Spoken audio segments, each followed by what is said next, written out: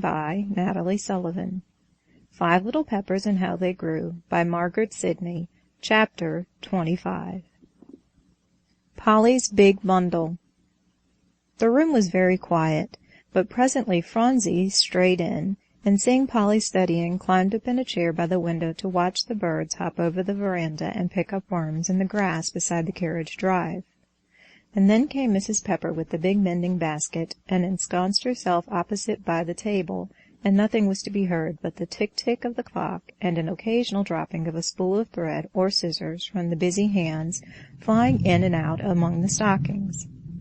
All of a sudden there was a great rustling in Cherry's cage that swung in the big window on the other side of the room, and then he set up a loud and angry chirping, flying up and down and opening his mouth as if he wanted to express his mind, but couldn't, and otherwise acting in a very strange and unaccountable manner.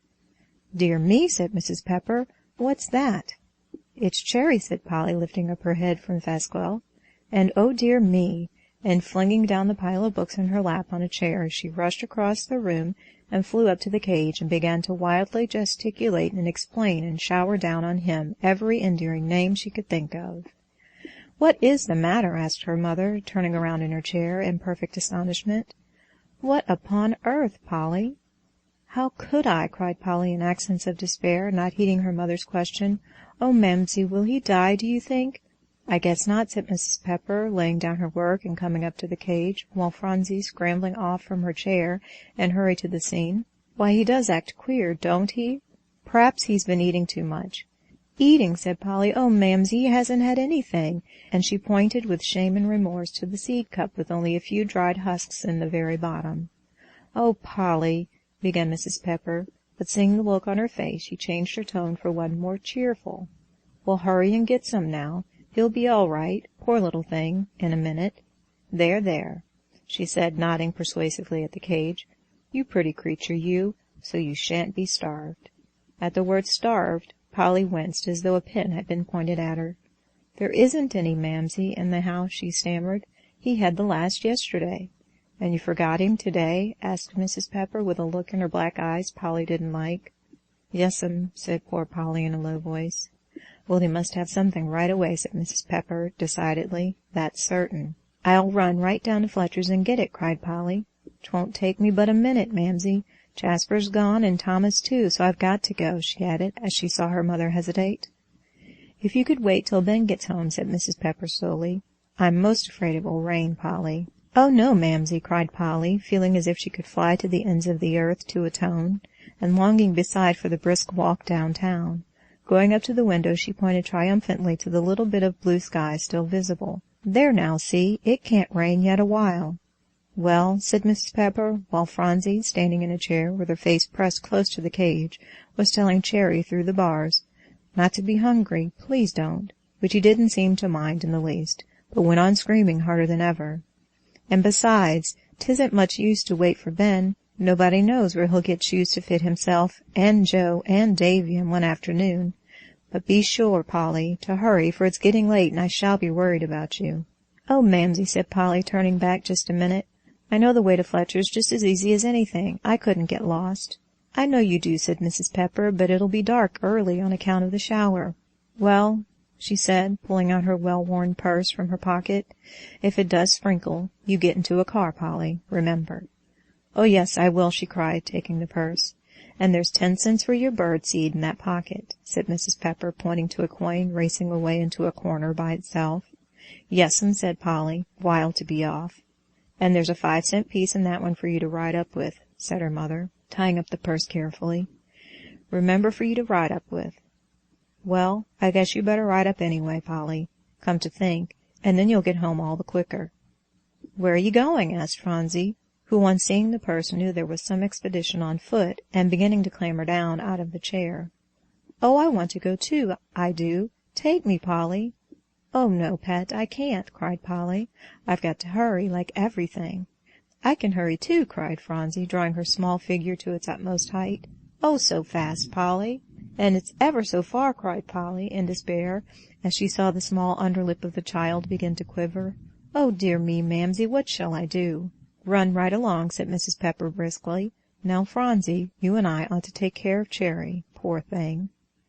At this, Phronsie turned and wiped away 2 big tears while she gazed up at the cage in extreme commiseration. "I guess I'll give him a piece of bread," said Mrs. Pepper to herself. At this word, bread, Polly, who was halfway down the hall, came running back. "Oh, Mamsie, don't," she said. "It made him sick before. Don't you know it did? So fat and stuffy." "Well, hurry along, then," said Mrs. Pepper, and Polly was off. Over the ground she sped, only intent on reaching the bird's door, her speed heightened by the dark and rolling bank of cloud that seemed to shut right down suddenly over her and envelop her warningly. "It's good I've got the money to ride up with," she thought to herself, hurrying along through the busy streets, filled now with anxious crowds, homeward rushing to avoid the threatening shower. "Well, here I am," she said, with a sigh of relief, as she at last reached Mr. Fletcher's big bird's door. Here she steadily resisted all temptations to stop and look at the new arrivals of birds, and to feed the carrier pigeons who seemed to be expecting her, and who turned their soft eyes up at her reproachfully when she failed to pay her respects to them. Even the cunning blandishments of a very attractive monkey that always had entertained the children on their numerous visits failed to interest her now. Mamsie would be worrying, she knew, and besides, the sight of so many birds eating their suppers out of generously full seed cups only filled her heart with remorse as she thought of poor Cherry and his empty one. So she put down her 10 cents silently on the counter and took up the little package of seed and went out. But what a change! The cloud that had seemed but a cloud when she went in was now fast descending in big, ominous sprinkles that told of a heavy shower to follow. Quick and fast they came, making everybody fly to the nearest shelter. "I don't care," said Polly to herself, holding fast her little package. "I'll run and get in the car. Then I'll be all right." So she went on with nimble footsteps, dodging the crowd, and soon came to the corner. A car was just in sight. That was fine. Polly put her hand in her pocket for her purse, to have it all ready, but as quickly drew it out again and stared wildly at the car, which she allowed to pass by. Her pocket was empty. "Oh, dear," she said to herself as a sudden gust of wind blew around the corner and warned her to move on. "Now what shall I do? Well, I must hurry. Nothing for it but to run now." And secretly glad at the chance for a good hearty run along the hard pavement, a thing she had been longing to do ever since she came to the city, Polly gathered her bundle of seed up under her arm and set out for a jolly race. She was enjoying it hugely when a sudden turn of the corner brought her up against a gentleman who, having his umbrella down to protect his face, hadn't seen her till it was too late. Polly never could tell how it was done, but the first thing she knew she was being helped up from the wet, slippery pavement by a kind hand, and a gentleman's voice said in the deepest concern, "I beg your pardon. It was extremely careless in me." "It's no matter," said Polly, hopping up with a little laugh and straightening her hat. "Only—" and she began to look for her parcel that had been sent spinning. "What is it?" said the gentleman, bending down and beginning to explore too in the darkness. "My bundle," began Polly. "Oh, dear!" No need to ask for it now. There lay the paper, wet and torn, down at their feet. The seed lay all over the pavement, scattered far and wide, even out to the puddles in the street, and not a cent of money to get any more with. The rain that was falling around them as they stood there sent with the sound of every drop such a flood of misery into Polly's heart. "What was it, child?" asked the gentleman, peering sharply to find out what the little shiny things were. "Birdseed," gasped Polly. "Is that all?" said the gentleman with a happy laugh. "I'm very glad." "All?" Polly's heart stood still as she thought of Cherry, stark and stiff in the bottom of his cage, if he didn't get it soon. "Now," said the kind tones briskly, "come, little girl, we'll make this all right speedily. Let's see. Here's a bird's door.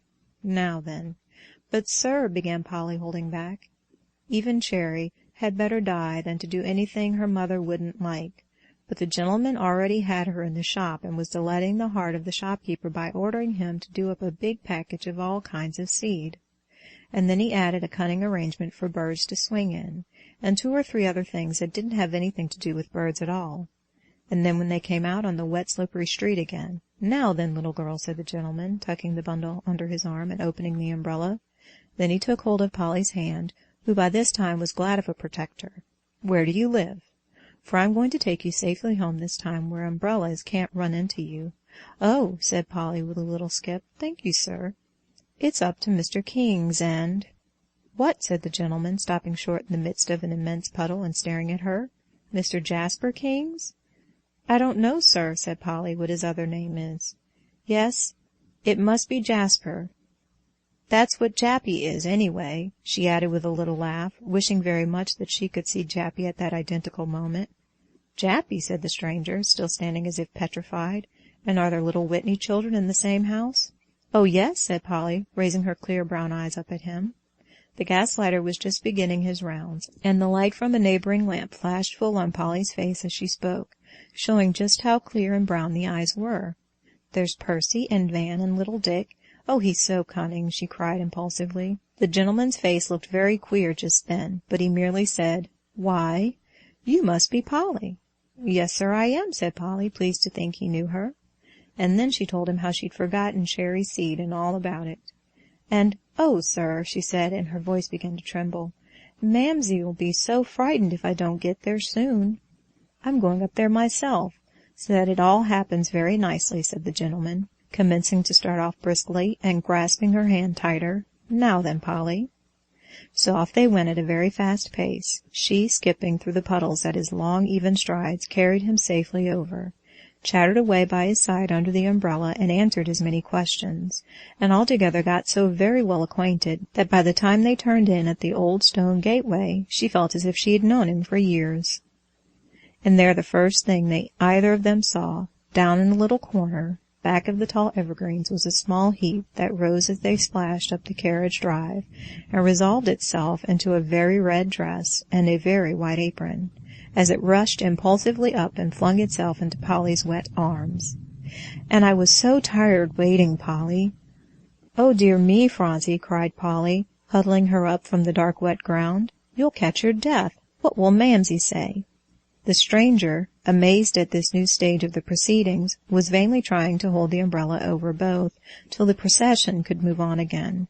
"Oh," cried Phronsie, shaking her yellow head decidedly, "they're all looking for you, Polly." She pointed one finger solemnly up to the big carved door as she spoke. At that Polly gathered her up close and began to walk with rapid footsteps up the path. "Do let me carry you, little girl," said Polly's kind friend persuasively, bending down to the little face on Polly's neck.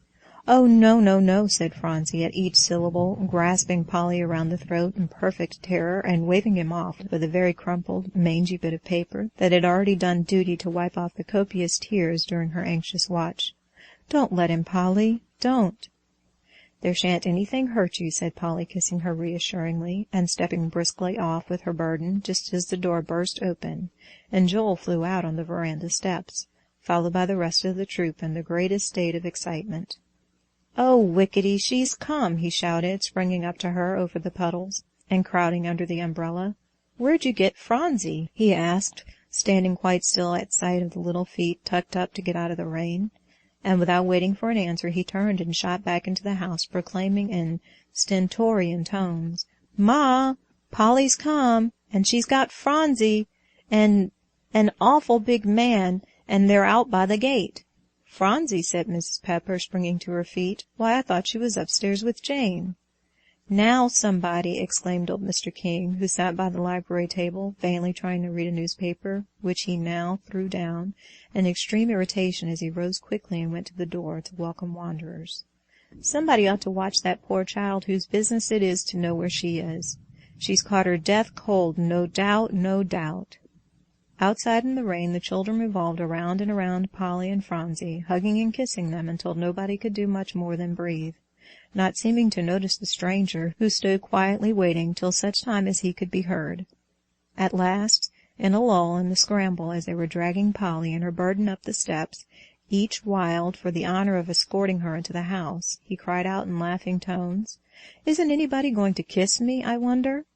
The two little Whitneys, who were eagerly clutching Polly's arms, turned around, and Percy rubbed his eyes in a puzzled way, as Joel said, stopping a minute to look up at the tall figure, "We don't ever kiss strangers. Mamsie's told us not to." "For shame, Joey," cried Polly, feeling her face grow dreadfully red in the darkness. "The gentleman's been so kind to me." "You're right, my boy," said the stranger, laughing and bending down to Joel's upturned, sturdy countenance, at the same instant that Mrs. Pepper flung open the big door, and a bright, warm light fell straight across his handsome face. And then— well, then Percy gave a violent bound, and upsetting Joel as he did so, wriggled his way down the steps at the same time that Van, on Polly's other side, rushed up to the gentleman. "Papa! Oh, Papa!" Polly, halfway up the steps, turned around, and then, at the rush of feeling that gathered at her heart, sat right down on the wet, slippery step. "Why, Polly Pepper!" exclaimed Joel, not minding his own upset. "You're right in all the slush. Mother won't like it, I tell you." "Hush!" cried Polly, catching his arm. "He's come! Oh, Joel, he's come!" "Who?" cried Joel, staring around blindly. "Who, Polly?" Polly had just opened her lips to explain when Mr. King's portly, handsome figure appeared in the doorway. "Do come in. Children, why, good gracious, Mason!" "Yes," cried the stranger, lightly dropping his big bundle and umbrella as he passed in the door, with his little sons clinging to him. "Where's Marian?" "Why didn't you write?" asked the old gentleman testily. "These surprises aren't the right sort of things." And he began to feel vigorously of his heart. "Here, Mrs. Pepper, be so good as to call Mrs. Whitney." "Pepper! Pepper!" repeated Mr. Whitney perplexedly. "She's coming. I hear her upstairs," cried Van Whitney. "Oh, let me tell her." He struggled to get down from his father's arms as he said this. "No, I shall. I heard her first," cried Percy. "Oh, dear me, Grandpapa's going too." Mr. King advanced to the foot of the staircase as his daughter, all unconscious, ran down with a light step and a smile on her face. "Has Polly come?" she asked, seeing only her father. "Yes," replied the old gentleman shortly, "and she's brought a big bundle, Marian." "A big bundle?" she repeated wonderingly, and gazing at him. "A very big bundle," he said, and taking hold of her shoulders he turned her around on her husband. So Polly and Phronsie crept in unnoticed after all. "I wish Ben was here," said little Davy, capering around the Whitney group. "And Jappy, I do." "Where are they?" asked Polly. "Don't know," said Joel, tugging at his shoestring. "See, aren't these prime?" He held up a shining black shoe, fairly bristling with newness for Polly to admire. "Splendid!" she cried heartily. "But where are the boys?" "They went after you," said Davy, "after we came home with our shoes." "No, they didn't," contradicted Joel, flatly, and sitting down on the floor he began to tie and untie his new possessions. "When we came home, Ben drew us pictures, lots of them, don't you know?" "Oh, yes," said Davy, nodding his head. "So he did. That was when we all cried, 'cause you weren't home, Polly." "He drawed me a beautiful one," cried Phronsie, holding up her mangy bit. "See, Polly, see?" "That's the little brown house," said Davy, looking over her shoulder as Phronsie put it carefully into Polly's hand. "It's all washed out," said Polly, smoothing it out, "when you stayed out in the rain." Phronsie's face grew very grave at that. "Bad, naughty old rain," she said, and then she began to cry, as hard as she could. "Oh, dear, don't!" cried Polly in dismay, trying her best to stop her. "Oh, Phronsie, do stop," she implored, pointing into the next room, whence the sound of happy voices issued. "They'll all hear you." But Phronsie in her grief didn't care, but wailed on steadily. "Who is it anyway?" cried Joel, tired of admiring his precious shoes, and getting up to hear them squeak. "That great big man, you know, Polly, that came in with you?" "Why, I thought I told you," said Polly, at her wits' end over Phronsie. "It's Percy and Van's father, Joey." "Walkie!" cried Joel, completely stunned. "Really and truly, Polly Pepper?" "Really and truly," cried Polly, bundling Phronsie up in her arms to lay the little wet cheek against hers. "Then I'm going to peek," cried Joel, squeaking across the floor to carry his threat into execution. "Oh, you mustn't, Joel," cried Polly, frightened lest he should. "Come right back, or I'll tell Mamsie." "They're all coming in anyway," cried little Davy delightedly, and scuttling over to Polly's side. "And here are the little friends I've heard so much about," cried Mr. Whitney, coming in amongst them. "Oh, you needn't introduce me to Polly. She brought me home." "They're all Pepperses," said Percy, waving his hand, and doing the business up at one stroke. "Only the best of 'em isn't here," observed Van, rather ungallantly. "He draws perfectly elegant, Papa." "I like Polly best, I do," cried little Dick, tumbling after her. "Peppers," again repeated Mr. Whitney in a puzzled way. "And here's Mrs. Pepper," said old Mr. King, pompously drawing her forward, "the children's mother. And—" But here Mrs. Pepper began to act in a very queer way. rubbing her eyes and twisting one corner of her black apron in a decidedly nervous manner that, as the old gentleman looked up, he saw with astonishment presently communicated itself to the gentleman opposite. "Is it?" said Mr. Whitney, putting out his hand and grasping the hard, toil-worn one in the folds of the apron. "Is it Cousin Mary?" "And aren't you Cousin John?" she asked, the tears in her bright black eyes. "Of all things in this world," cried the old gentleman, waving his head helplessly from one to the other, "will somebody have the extreme goodness to tell us what all this means?" At this the little Peppers crowded around their mother and into all the vacant places they could find, to get near the fascinating scene. "Well," said Mr. Whitney, sitting down and drawing his wife to his side, "it's a long story. You see, when I was a little youngster and—" "You were John Whitney, then," put in Mrs. Pepper slyly. "That's the reason I never knew why they were all talking of Mason Whitney." "John Whitney I was," said Mr. Whitney, laughing, "or rather Johnny and Jack.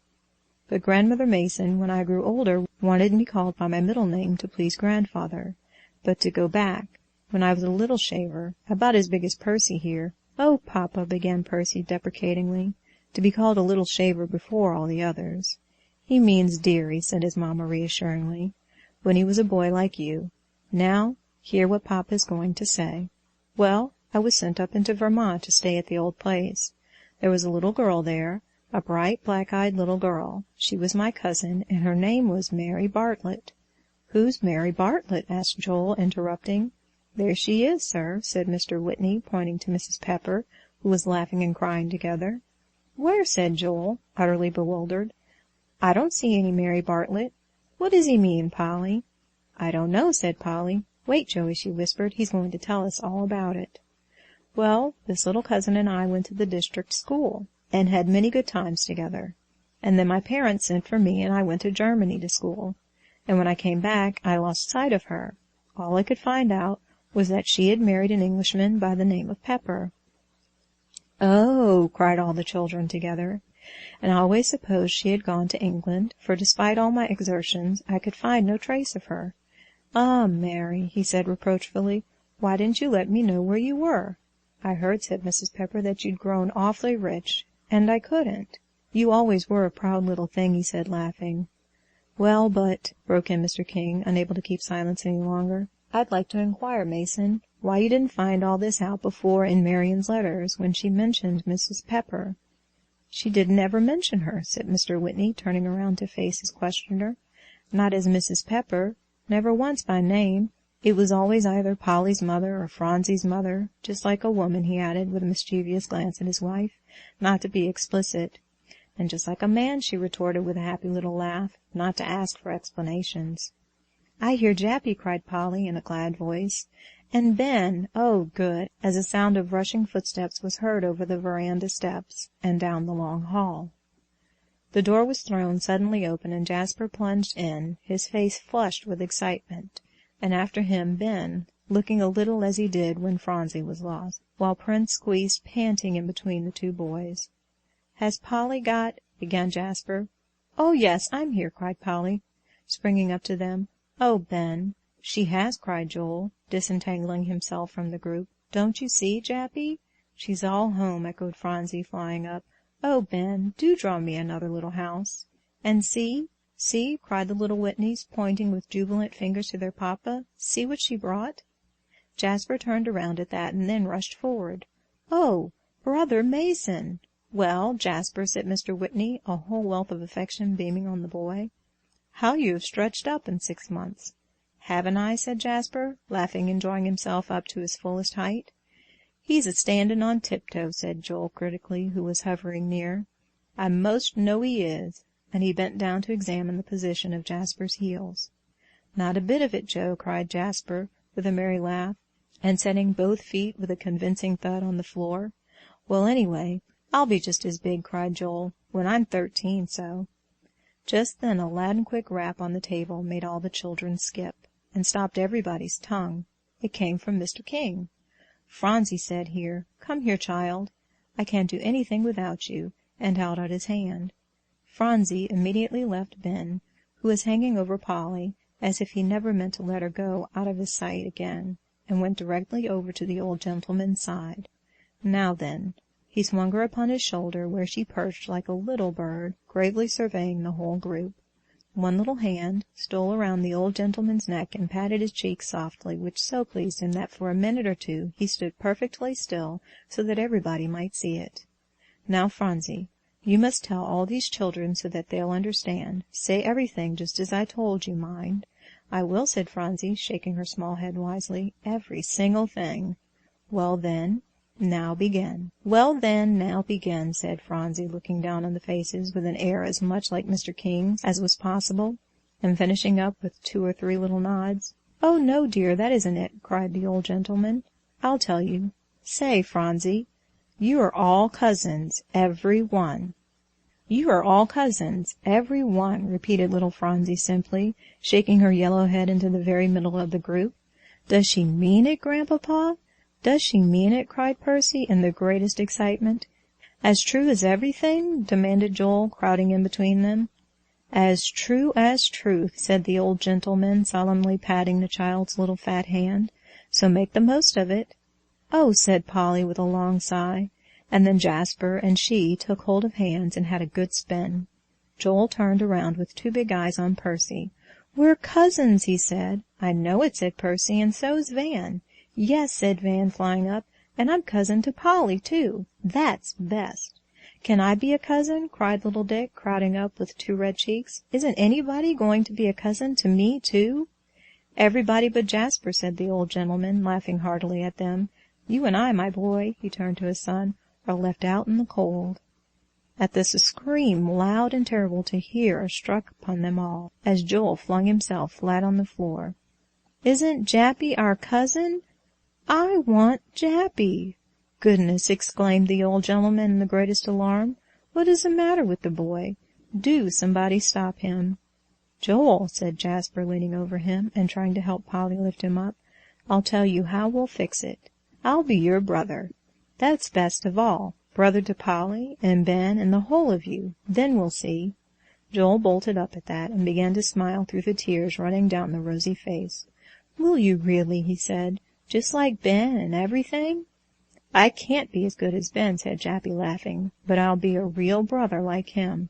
"Phoo, phoo, then I don't care," cried Joel, wiping off the last tear on the back of his chubby hand. "Now I guess we're better'n you," he exclaimed with a triumphant glance over at the little Whitneys, as he began to make the new shoes skip at a lively pace up and down the long room. "Oh, dear," they both cried in great distress. "Now, Papa, Jappy's going to be Joey's brother, and he isn't anything but our old uncle. Make him be ours more, Papa, do." And then Polly sprang up. "Oh, dearie me," and she rushed out into the hall and began to tug violently at the big bundle, tossed down in a corner. "Cherry'll die, Cherry'll die," she cried. "Do somebody help me off with the string." But Polly already had it off by the time Jasper's knife was half out of his pocket and was kneeling down on the floor, scooping out a big handful of the seed. "Don't hurry so, Polly," said Jasper, as she jumped up to fly up the stairs. "He's had some a perfect age. He's all right." "What?" said Polly, stopping so suddenly that 2 or 3 little seeds flew out of the outstretched hand and went dancing away to the foot of the stairs by themselves. "Oh, I heard him scolding away there when I first came home," said Jasper, "so I just ran down a block or 2 and got him some." "Is that all there is in that big bundle?" said Joel in a disappointed tone, who had followed with extreme curiosity to see its contents. "Phoo, that's no fun, old birdseed." "I know," said Polly with a gay little laugh, pointing with a handful of seed into the library. "But I shouldn't have met the other big bundle if it hadn't have been for this, Joe." End of Chapter 25. Recording by Natalie Sullivan. End of 5 Little Peppers and How They Grew by Margaret Sidney.